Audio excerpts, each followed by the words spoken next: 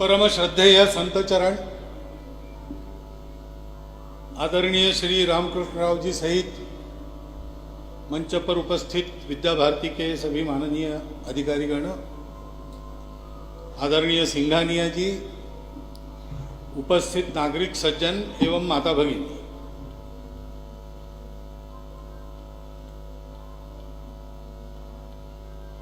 भवन अपना बन गया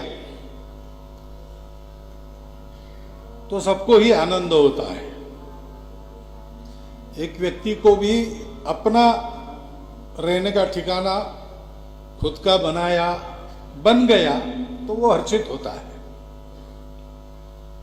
तो समाज के काम ने अपनी चमड़ी घिसकर अपना पैसा खर्चा करके काम करने वालों को कोई सुविधा हो गई तो वो एक बड़ा हर्ष का विषय बनना ये स्वाभाविक बात है और उस हर्ष में सभी सहभागी होते हैं। उस भवन के कारण जो कार्य बनेगा उस कार्य के सभी लाभार्थी उनको आनंद होता है, कार्य करने वालों को आनंद होता है और समाज में ऐसे बहुत लोग होते हैं जिनको समाज में कुछ अच्छा हुआ तो संबंध हो न हो आनंद होता है। तो ऐसा ही दूर से देखने वाला लेकिन अच्छा हो रहा है इसलिए आनंदित होने वाला एक व्यक्ति इस नाते मैं आपके सामने कुछ बात करने के लिए खड़ा हूं।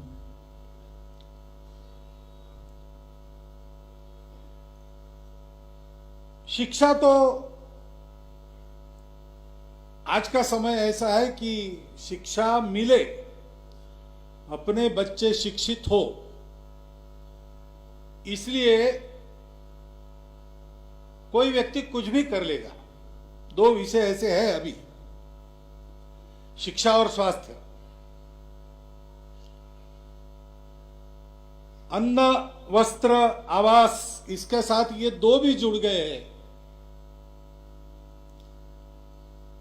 कि ये मूलभूत आवश्यकता बन गई है और मनुष्य, हम देखते हैं खुद भूखे रहकर बच्चों को पढ़ाते हैं, आवास छोड़ना पड़े, किराए के घर में रहना पड़े तो वो भी स्वीकार करके बच्चों को पढ़ाते हैं। इतनी उसकी आवश्यकता सबको लगती है।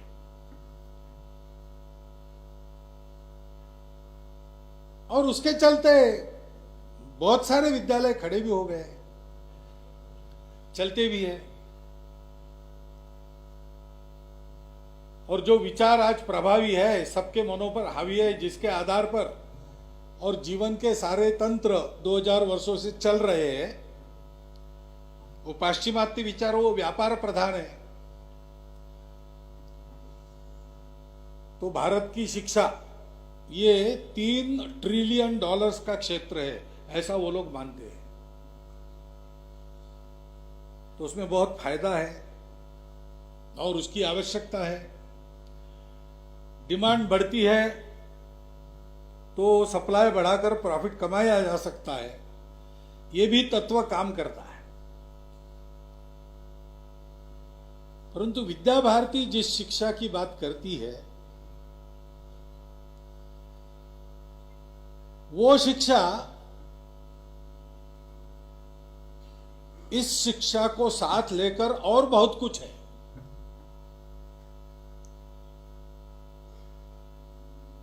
उसमें विद्या भारती तो मुनाफे का विचार नहीं करती, उसको शिक्षा पहुंचानी है, भारतवर्ष के प्रत्येक व्यक्ति को शिक्षित करना है। लेकिन शिक्षित करना यानी क्या? साक्षर बनाना केवल यानी शिक्षा नहीं है।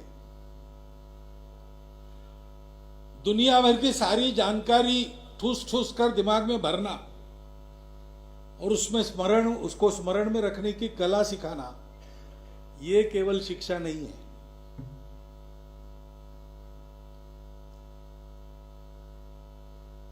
भौतिक जीवन केवल सुख सुविधा संपन्न बने इसके काम आने वाली शिक्षा, मात्र वो शिक्षा, संपूर्ण शिक्षा नहीं है। ये सब है। जीवन सुखी बनना चाहिए। जितनी जानकारी हमको मिले, जानकारी जिसके पास ज्यादा है वो अपने आप को बहुत सुरक्षित रख सकता है, तो जानकारी चाहिए, नहीं चाहिए ऐसा नहीं। और जानकारी चाहिए तो जानकारी जिन जिन रूपों में मनुष्य के पास आती है, पहले केवल शब्दों से आती थी। उस जमाने में अपनी भाषा में ज्ञान को श्रुतम कहा गया, सुना हुआ कहा गया, क्योंकि दूसरा साधन ही नहीं था। आपको कुछ जानना है तो जो जानते हो उनके पास जाइए, उनसे सुनिए, समझिए, तब आपको मिलेगा। बाद में पुस्तकें आई, ग्रंथ आए, जानकारियां लिखी जाने लगी और पढ़ी जाने लगी। तब जो भाषाएं निकली उनमें विद्वान व्यक्ति के लिए वेल रेड ऐसा कहा जाता है, अच्छा जिसका वाचन है वो। अब और भी माध्यम बने जिससे जानकारी प्राप्त होती है।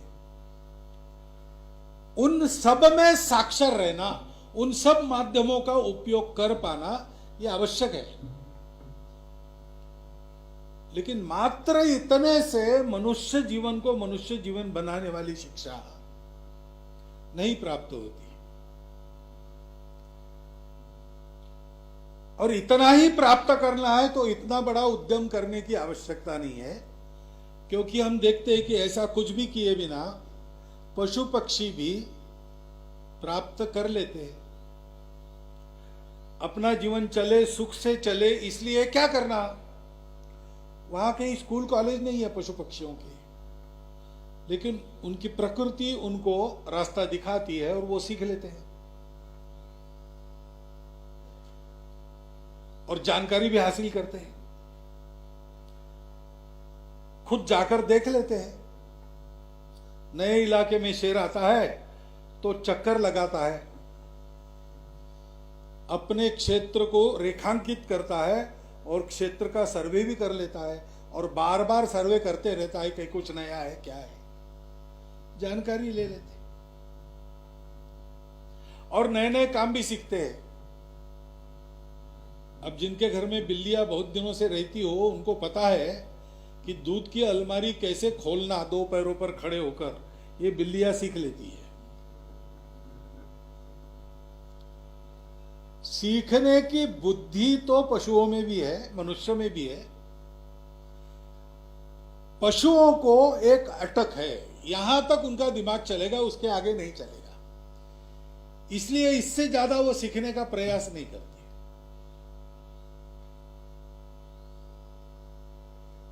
लेकिन मनुष्य के बुद्धि को कोई अटक नहीं मिली है,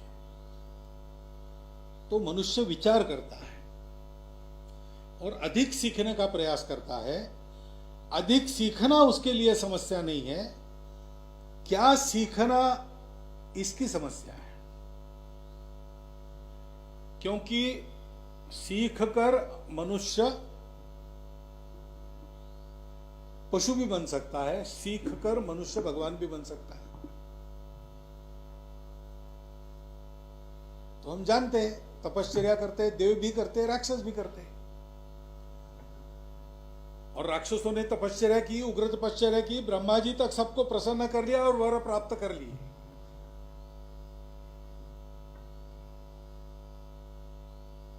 लेकिन उन वरों का उपयोग उन्होंने क्या किया?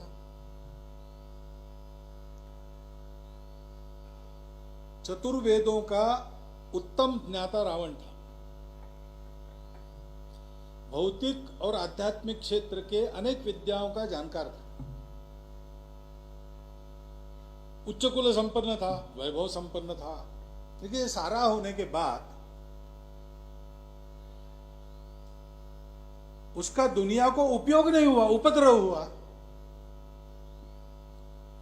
और उस तुलना में उस जमाने में थोड़ा कम सीखे थे,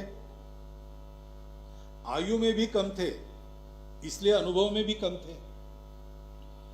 और अयोध्या बहुत अच्छा और संपन्न राज्य था, लेकिन सोने की लंका जैसा तो नहीं था।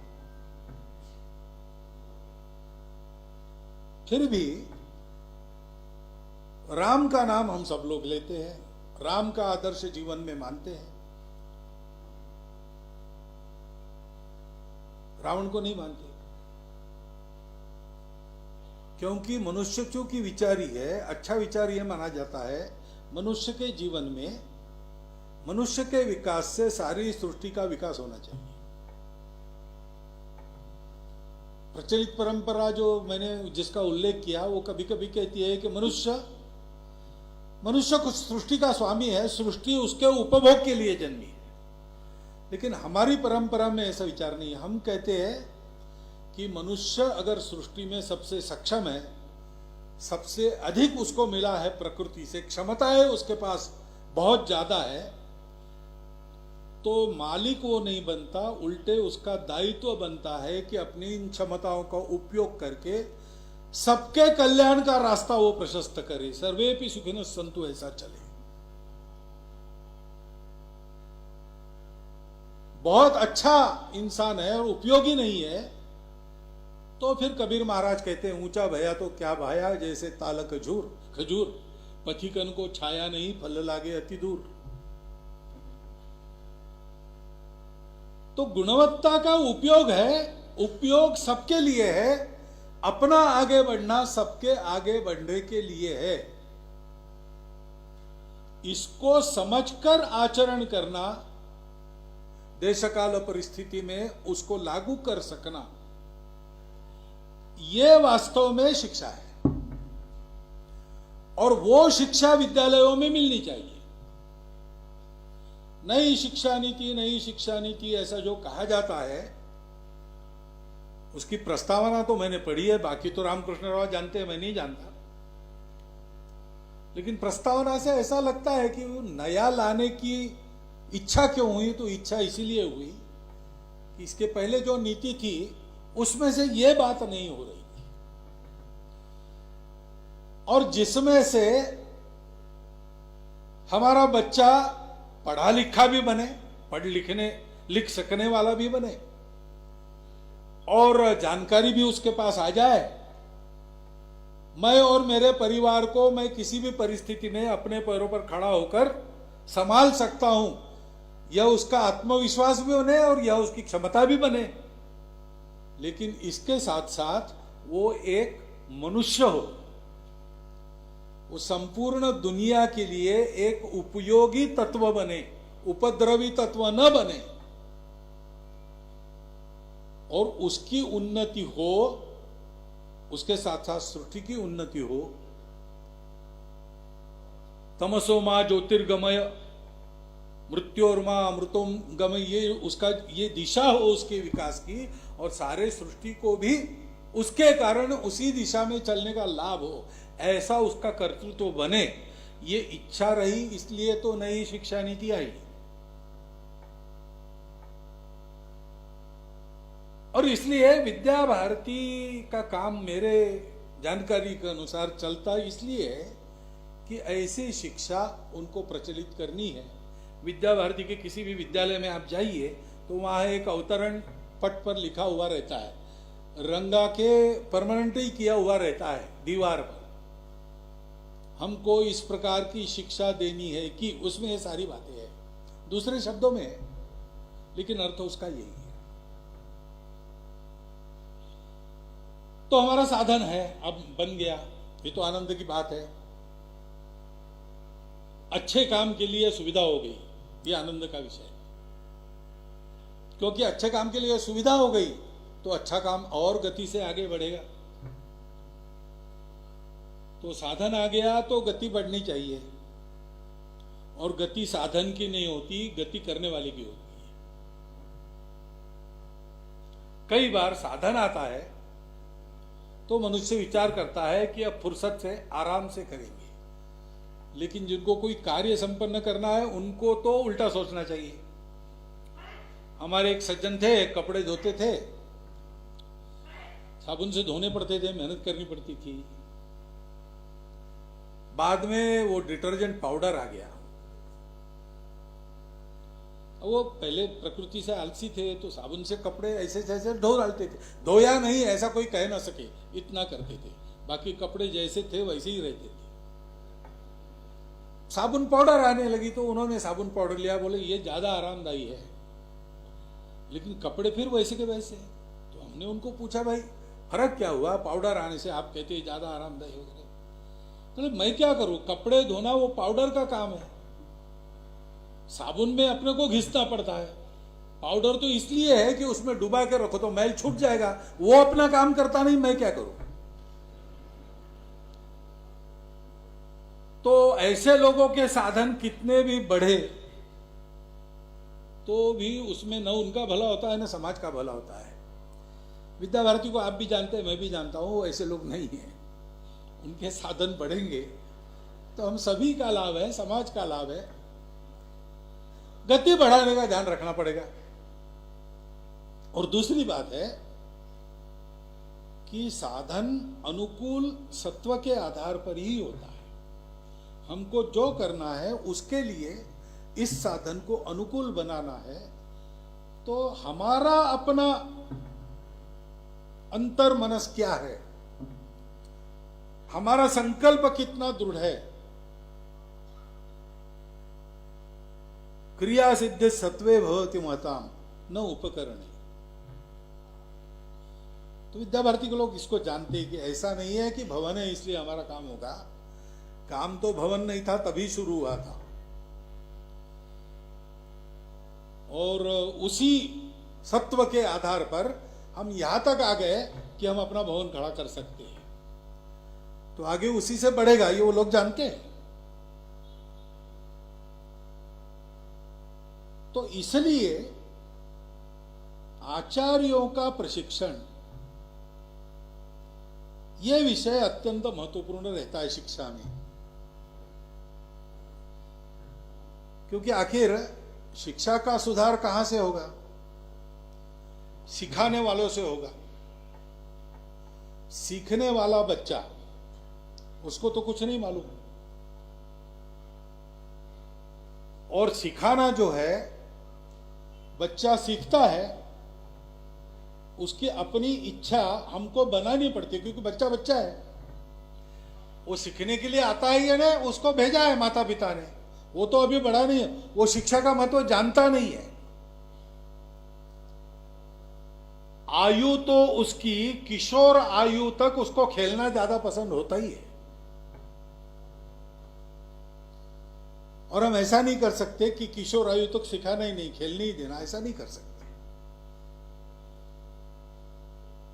तो हमारे यहां परंपरा में भी 8 साल तक ही बचपन तो है, लेकिन 8 साल तक ही बचपन के स्वैरता को, स्वतंत्रता को मर्यादा बिना हम चलने देते हैं। उसके बाद मर्यादा आती, व्रतबंध होता है, और फिर वो शिक्षा ग्रहण करता है 12 साल तक। तो शिक्षा के अनुशासन में बचपन में ही बच्चों को बांधना पड़ता है। अब अनुशासन ऐसी चीज है कि वो होती तो बड़ी उपकारक है, लेकिन लगती बड़ी कड़वी है, क्योंकि स्वभावतः मनुष्य बंधन में रखने का आदी नहीं है। तो कड़वी घुट्टी पीने की आदत नहीं है, इसलिए उसको चीनी में मिलाकर देते हैं, शुगर कोटेड पिल खिलाते हैं। शिक्षा भी ऐसे ही प्रदान करनी पड़ती है, ऐसे अपने परंपरा भी करती है, कहती है कि बच्चों को सिखाना है, तो जो आचार्य है उसको बच्चों के स्तर तक स्वयं को नीचे लाकर सिखाना पड़ेगा।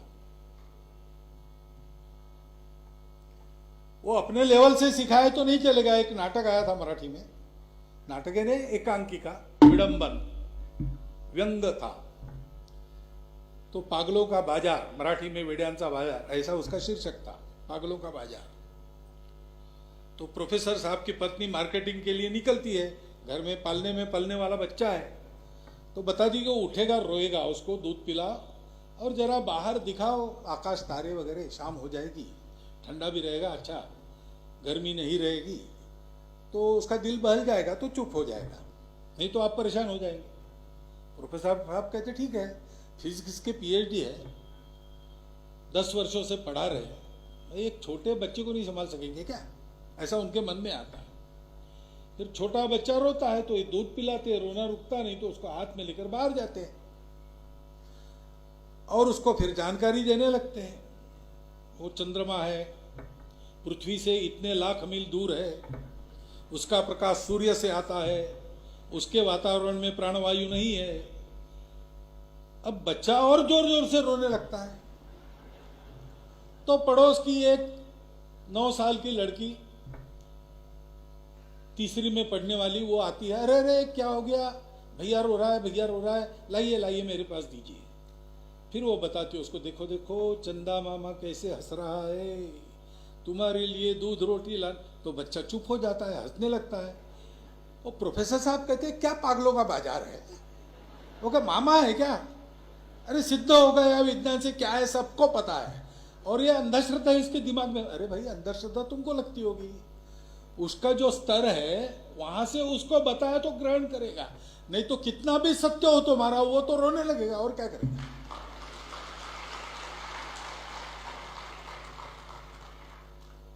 तो वहां तक जाकर ये सिखाना पड़ता है। इसलिए शिक्षा का सुधार आचार्यों के सुधार से ही शुरू होता है।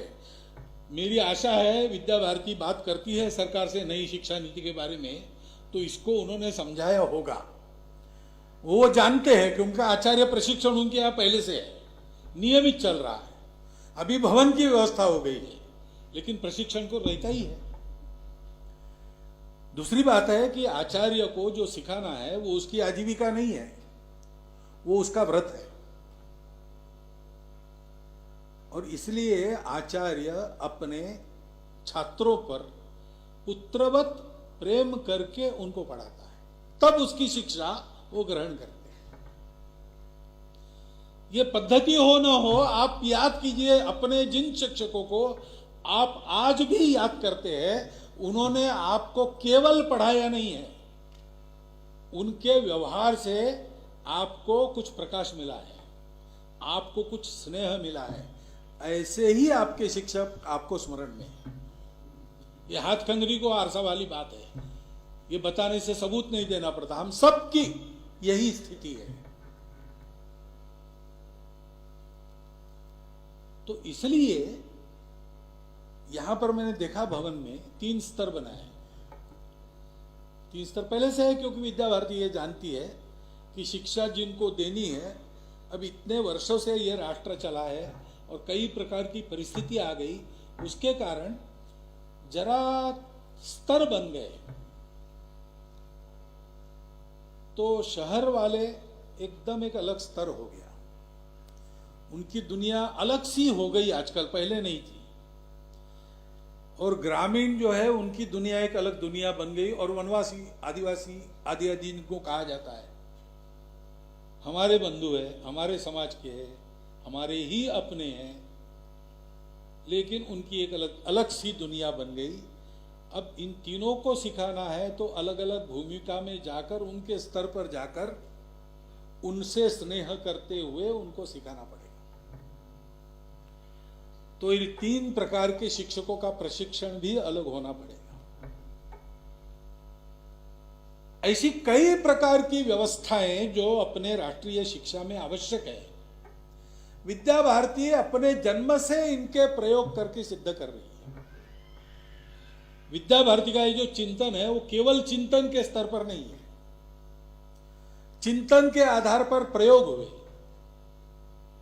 एक बड़ी बात जैसे सिद्ध की, ऐसे उसके अनुसार उस बड़ी बात के छोटे छोटे अंश, छोटी छोटी बातों को भी ठीक किया।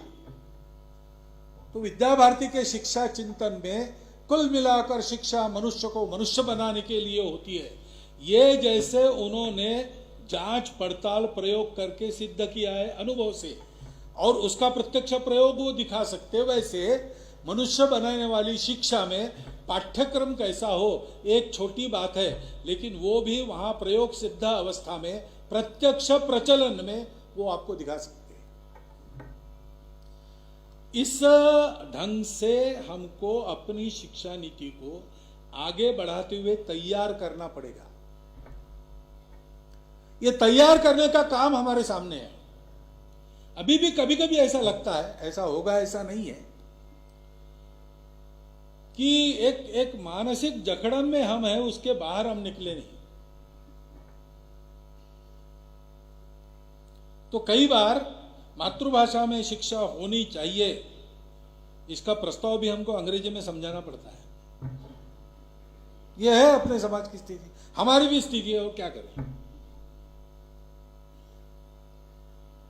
और इसलिए इस जकड़न में से बाहर निकलकर शुद्ध अपने प्रकृति के स्वत्व के आधार पर अपने भविष्य की आकांक्षाओं का विचार मन में रखते अपने शिक्षा पद्धति को कैसे करना, इस दिशा में विद्या भारती काम कर रही हो और आगे बढ़ना और बाकी है। क्योंकि अभी तो विद्यालयीन शिक्षा तक आ गए, महाविद्यालयीन शिक्षा है, उच्च शिक्षा है, तत्व तो एक ही रहेगा और बुनियाद तो बन गई यहाँ पे, लेकिन छोटी छोटी बातें, तफसील भी उसमें भरना है।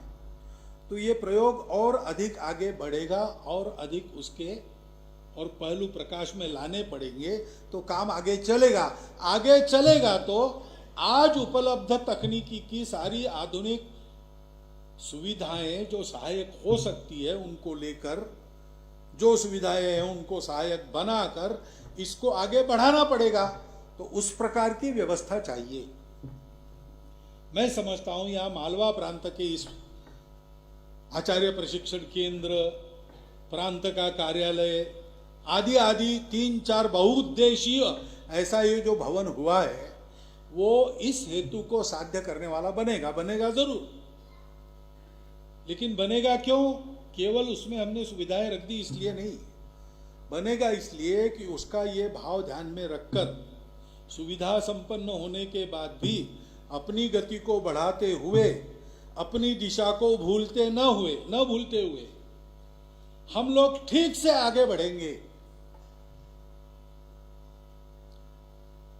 एक बंगाली कविता में है, दिक तोर जदी ना जाज भूली, विधि तोरे छोलबे ना। अगर तुम दिशा बिना भूले अपने इन जकड़नों से मुक्त होकर, निर्भय होकर, भविष्य की चिंता न करते हुए अपने कश्ती को धकेल लेते हो सागर में, तो दिशा जब तक याद है, याद रखो तुमको तुम्हारा भाग्य कभी छलेगा नहीं, वो तुमको ठीक दिशा में ले जाएगा, डुबाएगा नहीं।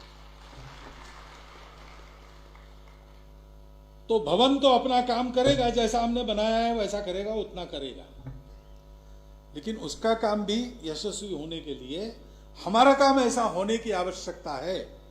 आज की इस आनंद क्षण में हम सब सहभागी हो, हम सब अपना अपना दायित्व पूर्ण करें। केवल विद्या भारती वालों का भवन नहीं है, कहा है अपेक्षा विद्या भारती की भी है, ये सामाजिक विकास का केंद्र बने।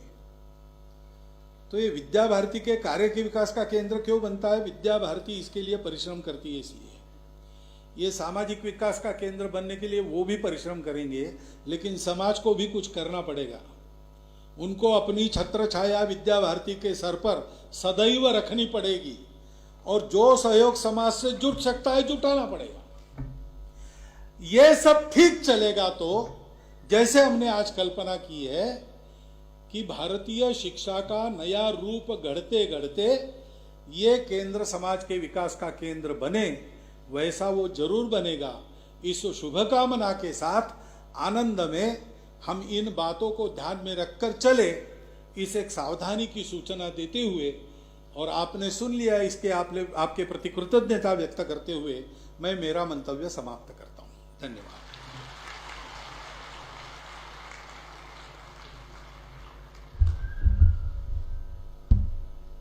आभार प्रदर्शन के बाद वंदे मातरम गान होगा। मैं सरस्वती विद्या प्रतिष्ठान के माननीय अध्यक्ष महोदय डॉक्टर कमल